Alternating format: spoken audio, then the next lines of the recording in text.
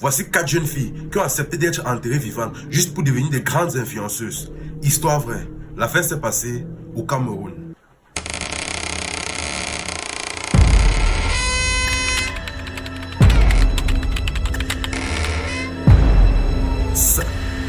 Salut la famille, ici c'est Info et Amusement.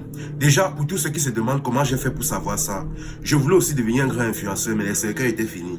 Voici donc 4 jeunes filles qui ont grandi et étudié ensemble. Après donc l'obtention de leur baccalauréat, elles ont donc décidé d'entrer à l'université. Elles sont entrées dans une université qui se situe à Bonamoussati. Je vais taire le nom de l'université. Je vous laisse vous-même deviner l'université en question qui se situe à Bonamoussati, au Cameroun. Bon, ce qui se passe, c'est qu'elles étaient dans cette université et pour elles, c'était un nouveau monde. Vu qu'elles avaient grandi dans un quartier assez calme, c'était comme un nouveau monde, surtout la zone de Bonamoussati quand même. Elles voyaient toujours des jeunes filles sorties, friquées, bien sapées, ceci, cela. Et elles avaient constaté qu'il y avait une fille en particulier qui était toujours bien habillée, bien sapée. Elle avait toujours le dernier téléphone et elle marchait toujours avec les meilleurs de l'université, financièrement parlant. Bon, ce qui se passe maintenant est que presque tous les étudiants de l'université avaient l'habitude d'aller s'asseoir vers un maquis un peu proche de l'université pendant l'heure du midi du repas. Sauf que c'était assez cher. Bon, vous connaissez comment sont les femmes ayant marre et aussi pour faire un peu le prouver, pour prouver aussi. Elles ont concerté tous les quartiers, ils ont dit que bon, il faut qu'on arrête aussi d'amener nos gamelles à l'école. Et je sais pas, les gens ne voient pas ça bien. Et c'est ainsi donc qu'elles ont commencé donc à économiser de l'argent pour pouvoir elles aussi s'asseoir dans le maquis en question et y manger. Et je précise bien, histoire juste de s'afficher. Elles ont économisé peut-être pendant quelques jours comme ça et le jour venu donc pendant la pause de midi, elles sont parties dans le maquis en question pour déjeuner. Après avoir déjeuné, donc la fille riche en question les a repérées. Elle est partie s'asseoir près d'eux. Elles se sont saluées, ceci, cela et elles ont commencé un peu à discuter. Et c'est ainsi donc que pour rien comme ça, les 4 jeunes filles sont devenues amies avec la fille riche en question. Sauf que maintenant, dans l'amitié maintenant, un jour maintenant, une des filles, ici on va l'appeler Eve, a remarqué que elle a demandé à la fille riche que mais comment ça se fait que nous sommes amis, ça fait un bon moment, nous sommes déjà allés chez toi plusieurs fois et franchement, tu n'es pas dans une famille très riche ou quoi que ce soit, mais tu es toujours bien habillé, tu as le dernier téléphone et limite c'est comme si tu es même véhiculé, je ne sais pas, tu fais ça comment? La jeune fille riche a commencé à rien et que bon, vous savez, seulement parce que vous êtes des femmes comme moi et des copines, et mes copines, je vais vous donner le secret. Ce qui se passe, c'est qu'en réalité, l'argent que j'ai ici, ce n'est pas pour moi. Ce ne sont pas mes parents ou quoi que ce soit qui me gèrent ça, mais ce sont les hommes avec qui je sors. Elle dit que, ah, les hommes avec qui tu sors comment? Elle dit que oui. Elle dit que si vous voulez être comme moi, être bien habillé, friqué comme moi, vous me dites, je vais vous donner le secret, seulement parce que vous êtes mes copines. Elle a dit, j'utilise ce qu'on appelle l'eau de boya. Là, elle va crier que, hey, l'eau de boya. Mais avant de continuer l'histoire de la famille, comme vous avez pu le constater, je ne publie plus aussi fréquemment qu'avant. Je suis assez occupé ces derniers temps-ci, avec l'école, le stage et consorts. Enfin bref, je publie une vidéo chaque dimanche sur ma chaîne YouTube, Info et Amusement. Allez sur ma chaîne YouTube, me soutenir la famille. N'hésitez pas à liker et à vous abonner. Là, elle va crier que, hey, l'eau de boya. Il dit que oui. Ça, c'est une eau mystique qu'on s'en va chercher à Boya, chez un marabout. Quand il te concocte ça et que tu te laves avec, donc, à chaque fois que tu traites avec un homme, il te donne tout ce que tu veux, il ne compte pas rien. Donc, tu les attires comme des aimants, il te donne tout ce que tu veux. Là, elle a dit, elle a dit, si vous êtes intéressé, je vous mets dans le mood. Là, elle va dire que non, pardon. L'affaire là peut rendre quelqu'un folle, ne suis pas moi dedans. Vu que c'était une jeune fille de base qui était un peu chrétienne et qui faisait les églises.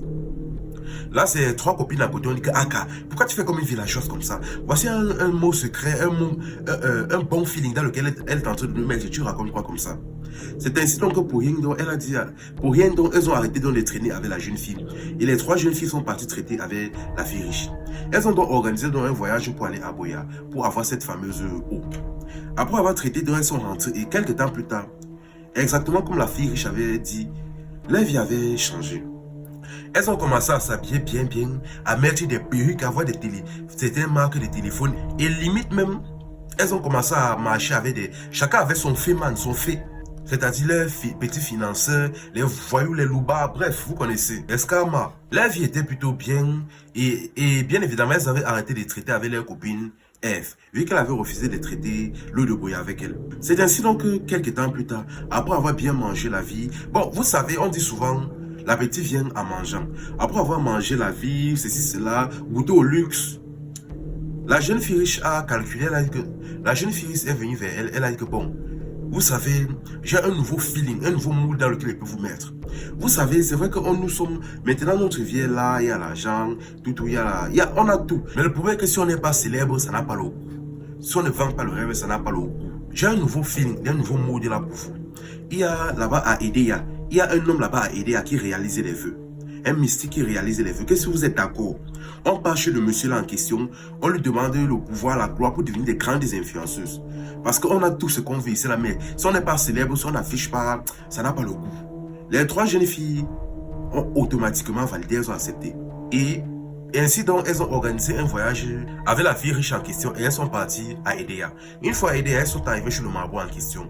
Une fois donc chez le marabout, elles ont réalisé leurs souhaits. Le marabout a dit qu'il n'y a pas de problème et ils ont commencé à procéder au rituel.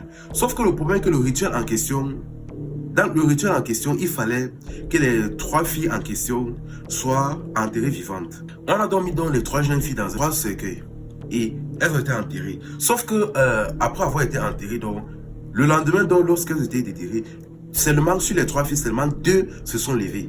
Une troisième ne s'est pas levée, elle est décédée comme ça. Et maintenant, avant de continuer l'histoire, pour tous ceux, je vais un peu vous faire un bref résumé. Lorsque plusieurs personnes vont chez un marabout et qu'il leur propose un rituel qui consiste à ce qu'ils soient tous enterrés, ce qui se passe, c'est que généralement, tous vont être sortis après, mais il y a une personne qui va rester sur terre. La personne en question, c'est le sacrifice, c'est-à-dire, c'est la personne qui va être utilisée pour propulser les autres. C'est à peu près en quoi consiste le rituel en question.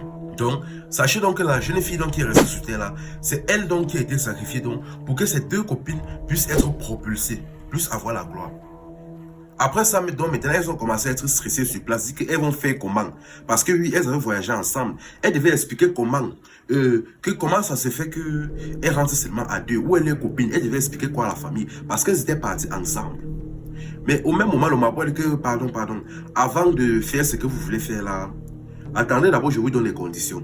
Attendez d'abord, je vous donne les conditions parce que le rituel a déjà été fait. Le marabout donc a dit, premièrement d'abord, première condition d'abord, ce qui s'est passé à Edea, restez à Edea.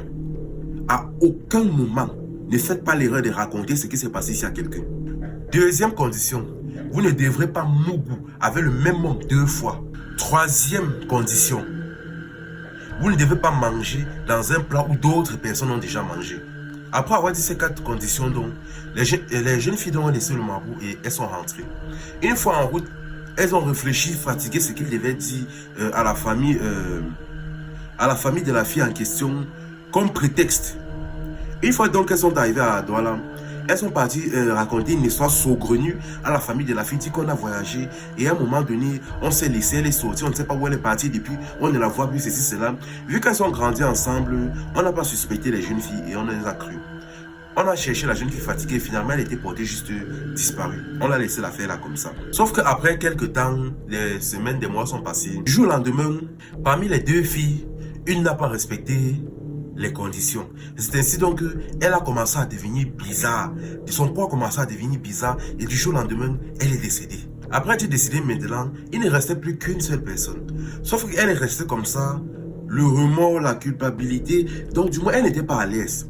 Elle avait quand même une certaine gloire, on ne sait pas.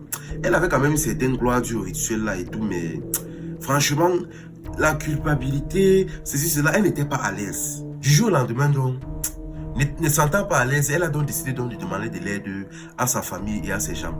Elle a donc réuni donc sa famille et elle a décidé de les expliquer toute la situation de A à Z. Comment ça a commencé ainsi que les 2 rituels que sont partis faire. Et le pourquoi du comment une de leurs camarades est décédée et pourquoi l'autre a disparu à Boya, on ne l'a plus jamais revu. Elle a commencé à tout expliquer. Après avoir tout expliqué, bien évidemment, une des conditions disait que tout ce qui se passe à Edea doit rester à Edea. Elle ne devait absolument pas raconter ce qui s'était passé là, qui que ce soit. Après donc avoir expliqué ça, donc quelques temps plus tard, donc, elle aussi elle est décédée. Et bien évidemment, vu qu'elle avait dénoncé, la fille riche donc, qui les avait mis dans la sorcellerie en question a été arrêtée. Mais malheureusement, elle aussi, on ne sait pas ce qui s'est passé. Elle est devenue folle et 1 an plus tard, elle aussi elle est décédée. Ne faites jamais confiance au diable. La facilité, tout ça, le proving. À tous ceux qui partent dans les universités, le proving, tout ça, pardon. Vos parents ne vous envoient pas à l'université pour plaire à quelqu'un ou pour prouver à quelqu'un. Vos parents ne vous envoient pas à l'université. Vos parents ne payent pas cher pour souvent vous envoyer dans des universités coûteuses pour ça. Donc, s'il vous plaît, arrêtez.